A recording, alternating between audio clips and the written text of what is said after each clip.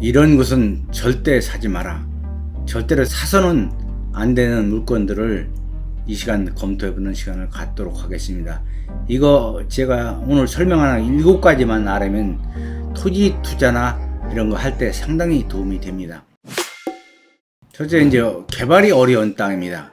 이 비오톱 1등급, 2등급을 제일 제가 이제 우회하는데, 이 비오톱 1등급, 2등급은 이게 다양한 동물이 서식지로다가 이제 생활 공간입니다. 그래서 이런 지역은 나중에 건축 허가도 나오지 않습니다. 1등급, 2등급은. 1등급에서 이제 5등급까지 있는데, 비오톱은 이제 피해 가야 됩니다. 특히 1등급이나 2등급은 꼭 피해 가야 됩니다. 다음에 이제 이건 상당히 중요한 또 문제입니다. 이 공익용 산지는 그야말로 공익으로 쓸 수 있게끔 이렇게 제한해 놓은 산지입니다. 자연휴양림이라든가 사찰림이라든가 또 산지전용 뭐 제한지역이라든가 야생동물 보호구역이라든가 또 문화재 보호구역이라든가 공원구역이라든가 상수원 보호구역, 역사문화 보호지역, 이런 지역에서는 어떠한 행위도 할 수가 없습니다. 행위가 제한됩니다. 그래서 이 공익용 산지에서 이런 것이 이제 들어가 있는 지역이라면 절대로 구입해서는 안 됩니다. 그리고 이제 절대 보호구역 중에 특히 이제 교육환경 보호구역, 상수원 보호구역, 이것도 아주 중요한 사항입니다. 이거는 꼭 알아둬야 돼요. 또 임야를 살 때 소나무 밀집 지역은 지역도상이나 뭐 이렇게 나오지는 않는 건데, 이거는 꼭 알아둬야 해요. 소나무 밀집 지역은 구입해서는 나중에 여기를 이제 개발을 하고 이제 나무를 비고 산림 회수 허가를 얻고자 할 때도 이것은 허가가 되지 않습니다. 우리나라는 소나무를 보호하는 나라이기 때문에. 또 개발 제한구역, 그린벨트죠. 이 그린벨트는 일반인들은 이제 특별한 상식이 없으면 피해가야 됩니다. 그린벨트는 뭐 풀리면은 물론 이득이 되지만, 그린벨트는 그 일부러 국가에서 그 자연환경을 위해서 조성해 놓은 지역이기 때문에 그렇게 쉽게 풀리지가 않습니다. 건설교통부 장관이나 시장토지사 승인을 얻어야 되고, 또 풀릴 만한 짓은 이미 그린벨트가 목적을 달성할 수 없는 그 지역이 돼 가지고서 풀리는 경우는 종종 있는데, 그렇게 쉽게 풀리지가 않습니다. 그래서 그린벨트는 또 예전에는 제척이 170m였는데 지금은 제척이 70m입니다. 그러니까 70m 이상의 산지는 풀리지가 않는다는 얘기입니다.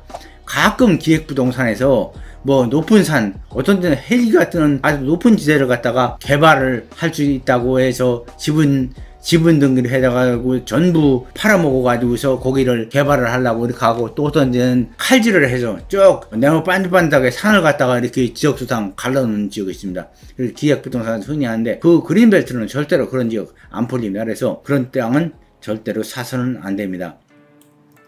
또 이제 사서는 안 되는 땅에서 이제 제가 맹지 해놨는데, 맹지는 일반적으로 사서는 안 됩니다. 그러나 단 이제 거기가 개발이 가능하고 이제 그 도로를 낼 수 있고, 또 국어를 이용해서 도로를 낼 수 있다든가, 또 행정관서에서 거기를 이미 뭐 포장을 해서 도로로서 의제가 되는 그런 지역이라면 맹지라도 상관없는데, 그렇지 않으면 안 됩니다. 맹지를 사면은 나중에 이제 건축도 못하고, 또 다른 사람 토지를 이용해서 갈 때는 토지 사용 허가를 받아야 되는데 잘 안 해줍니다. 그러나 이미 도로가 이제 포장이 되어 있고 지자체에서 포장한 도로고 국어고 뭐 이런 경우는 설령 맹지라 해도 상관이 없습니다.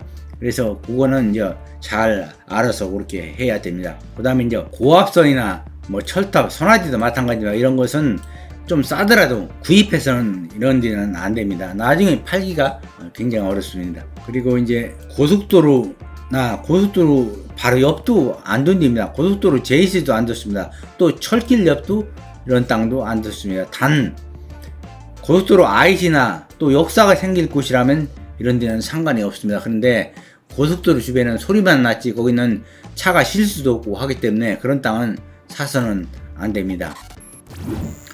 그 다음에 이제 그 권리상 문제가 있는 땅이라고 이렇게 해놨는데, 가등기가 뭐 있다든가 권리상 하자가 있다, 법적인 하자가 있다든가, 또 건물만 매각하는 경우도 가능하면 비추성, 오히려 토지만 매각하는 경우는 나중에 그게 법정지상권이 성립이 된다 해도 지루를 받을 수 있고, 나중에 또 이제 법정지상권 해지 요건이 되면은 법정지상권을 해지시킬 수가 있기 때문에 오히려 뭐 가능한데, 건물만 매각하는 경우는 가능하면은 사지 말아야 됩니다. 또 기획부동산에서 그 하는 지분거래, 특히 임야 이런 거 재개발 절대로 안 됩니다. 그래서 꼭 이런 것은 기획부동산에서 하는 것은 구입해서는 안 됩니다. 또 이제 경사가 심한 곳은 이제 건축 허가도 나지 않습니다. 통상 이제 개발 행위를 할 때 일반 지자체에서 보통 25도 미만으로다가 이제 개발 행위를 할 때 이제 허락을 합니다. 근데 이제 건축 허가는 통상 17도 미만에서 허가가 나는데, 또 이것은 뭐 지자체마다 좀 다르기는 하지만 대개 그렇게 합니다. 그래서 이런 것은 산지정보 시스템에서 알 수 있고, 또 다드림에서도 알 수 있습니다. 직접 또 한번 우리가 이제 판단하는 방법도 있습니다. 한번 보도록 하겠습니다.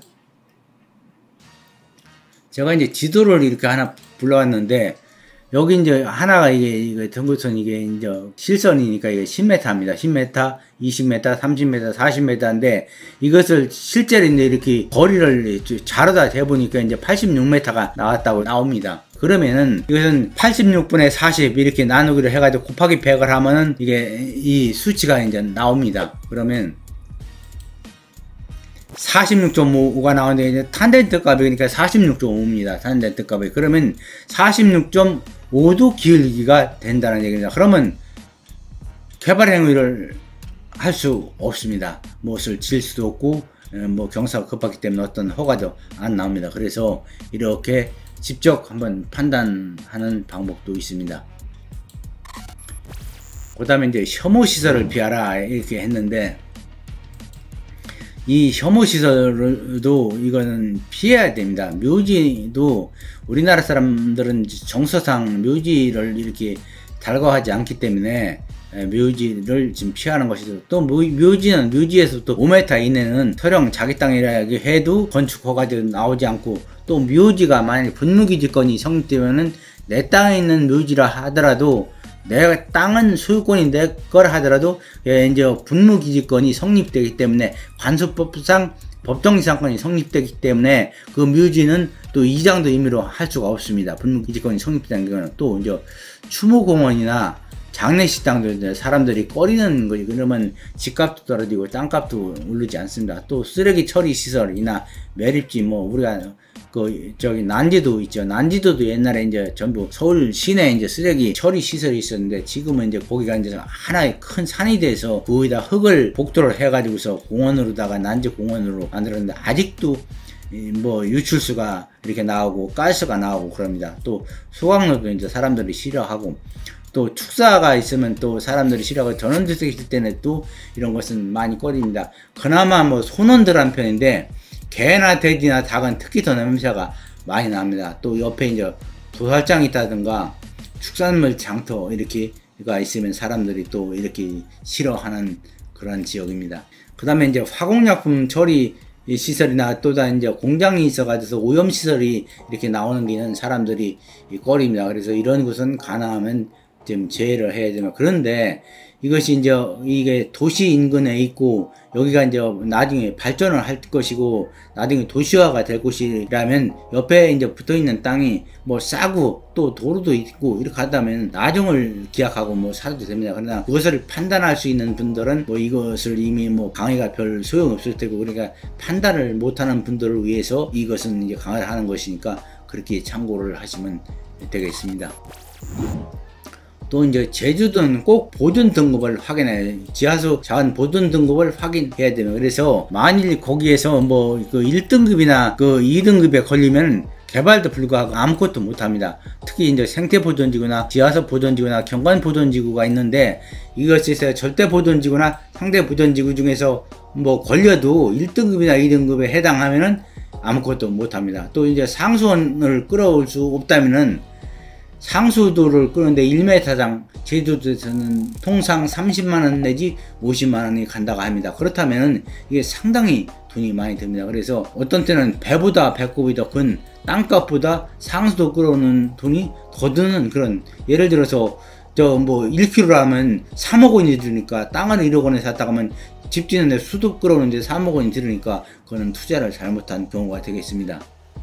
자, 이번에는 이런 집을 사지 말라 했는데, 오피스텔도 제가 이제 지식인에 늘 추천을 하지 않는 분야입니다.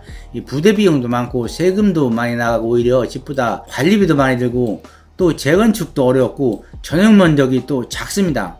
또 시세도 잘 안 오르고 처음에는 그나마 세가 잘 나가는데 나중에 노후화가 되면 세도 잘 안 나가고 또 뭐 아주 골치 아파집니다. 그래서 그때는 오히려 가격도 떨어지는 현상이 나타나. 그래서 그 오피스텔은 그 아파트 같으면 그 오래되면은 이제 토지 지분만 말하면 재건축으로 해서 오히려 뭐 가격이 오르는데, 오피스텔은 재건축도 어려우니까 오히려 가격이 떨어지는 그런 현상이 발생하고, 그래서 오피스텔은 추천한다. 또 나홀로 아파트는 대단지에 비해서 안으로 거래량도 적고 또 인프라가 적어서 불편합니다. 그래서 나홀로 아파트보다는 가능하면 이제 그 뭐 500세대 이상이 되거나 그 세대수가 좀 많고 큰 세대수면 인프라도 있고 더 좋으니까 그런 아파트가 추천이 됩니다.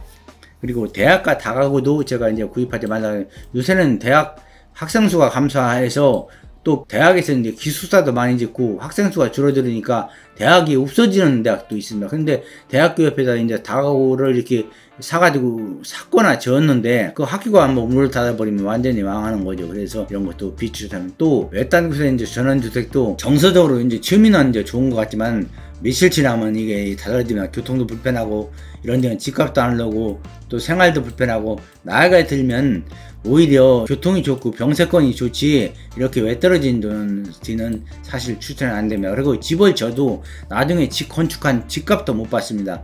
20년 이상 또 지면은 땅값이나 받지 집값은 아예 치도 안 합니다. 그래서 이런 곳은 비추천이고, 또 이런 곳은 구입하지 마라 이렇게 제가 했는데, 무인도는 사지 말아야 되는데, 무인도는 개발하기도 어렵고 뭐 사실상 이거는 뭐 그 투자 가치가 별로 없습니다. 특별한 경우 안에 또 오지도 사지 말라고 했는데, 오지는 집가도 상승 안 하고 오지는 가격이 어렵고 이것도 역시 집가가 또 상승 안 하고 투자 가치가 없습니다. 또 소나무 산은 사지 말라고 했는데, 소나무가 밀집돼서 소나무만 있는 그런 임야는 나중에 임야 벌채 효과도 안 나옵니다. 그래서 꼭 이런 것은 피해야 됩니다. 그리고 집성촌에 들어가지 말라 이렇게 했는데, 집성촌에 들어가면 첫세로다 못 버팁니다. 그리고 집성촌에 들어갔을 때 만일 그 주민하고 싸우게 되면 그 지역 주민들이 전부 그 집안 사돈의 팔도 전부 집안인데 나 혼자 일대 뭐 몇십 명 몇백 명이 되니까 거기서 뭐 외롭고 그래서 저들을 버티지 못하고 살지를 못합니다. 그래서 그 집성촌에는 갔다가 이렇게 서울로 다시 귀향하는 사람들이 많이 있습니다.